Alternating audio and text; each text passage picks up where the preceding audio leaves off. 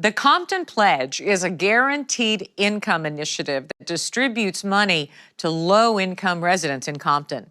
Evangelist Georgia Horton is one of its success stories. She went from the brink of eviction to owning her own nonprofit and becoming a motivational speaker. LA Times columnist Erica Smith wrote about the program. Georgia and Erica joined me with more. Ladies, it is so nice to have both of you here. Thanks. Thank you. Thank you for having us. Erica, I am going to start with you. You write from Stockton to Chicago. People are testing out this approach to lifting folks up out of poverty all across the country. How's it been working? You know, it's been interesting. I mean, a lot of this started with then Mayor Michael Tubbs in Stockton back a few years ago when he started this guaranteed income program. Since then, it's just kind of taken off. I think the pandemic has accelerated that, with people obviously having all sorts of financial problems because of the economy, and cities looking for ways to help their residents kind of, make ends meet while things are so uncertain. And so we have a number of cities, Los Angeles being among the more recent ones, with its Big Leap program is what they're calling it. And soon that's going to launch. It's unclear. They're taking applications now, but it'll do $1,000 a month for up to 3,200 low-income households. Chicago is also about to launch its program. There's a few in the Bay Area. And so it seems to be working pretty well, but they're becoming very, very popular programs.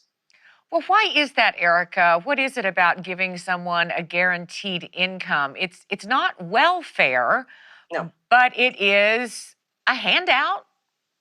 I mean, I think it depends on how you look at it. I mean, I think for some people, they would call it welfare. Other people would call it a handout. Other people look at it as like a hand up, as a way for people to kind of make ends meet, to pay rent.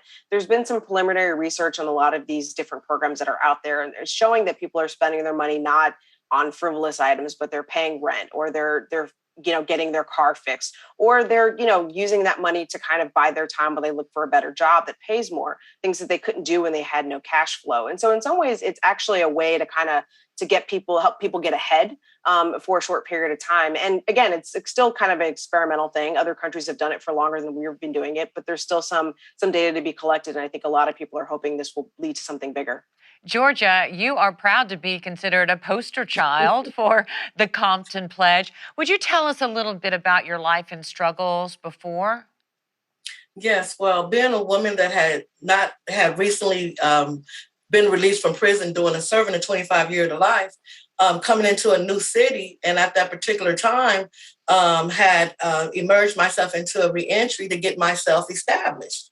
Being gone for 25 years is a very long time. And so what has it meant to you, Georgia? How much money do you get each month, and what do you spend it on? Well, I get $300 a month. So my first lump sum included back pay, which was $600. So what happened is I was able to take that income, and it allowed me to get a laptop. And when the laptop came, it had me access to Zoom. With the Zoom, I was able to start my speaking engagement, and not only start them, but expand out of Los Angeles. And it just grew to other places and allowed me to be able to access other avenues. And that's when everything started taking off. Erica, you say that this has spawned a new industry. Yeah, I mean, there's so many cities now that are experimenting or rolling out guaranteed income programs. And, doing so is not as logistically easy as one might think. And so there's been a number of organizations, both nonprofit and more of the research academic side of things, that are kind of evolved to kind of crunch the numbers, to pull in the data as they track some of the recipients. There's other organizations and institutions that have evolved to kind of help cities pick who's going to actually get this money, and to make sure that that money is actually delivered, whether it's coming via, say, Venmo or PayPal or a check or some other, method. And all of this, I think, is aimed at this idea of federally, there's an effort to try to get guaranteed income rolled out nationally. And so that's kind of the end game for, I think, a lot of folks who are playing in this space right now. And where's the money coming from, Erica?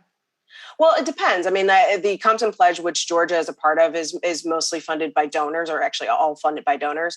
LA's program is funded by tax dollars. A number of cities, including Chicago, are looking at federal dollars from the American Rescue Plan. So it's a mixture of a lot of different sources.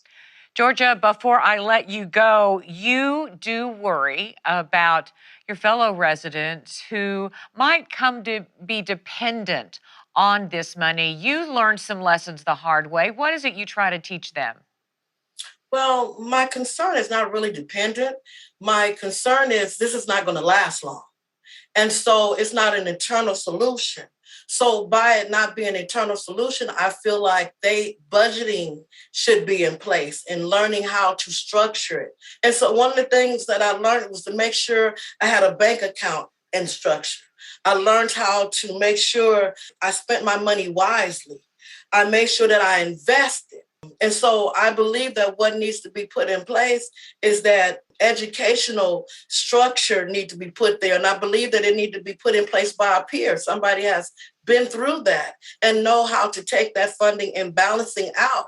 So when the program is over, they'll not only have something structured there to have, but they'll also be able to learn how to deal with money management.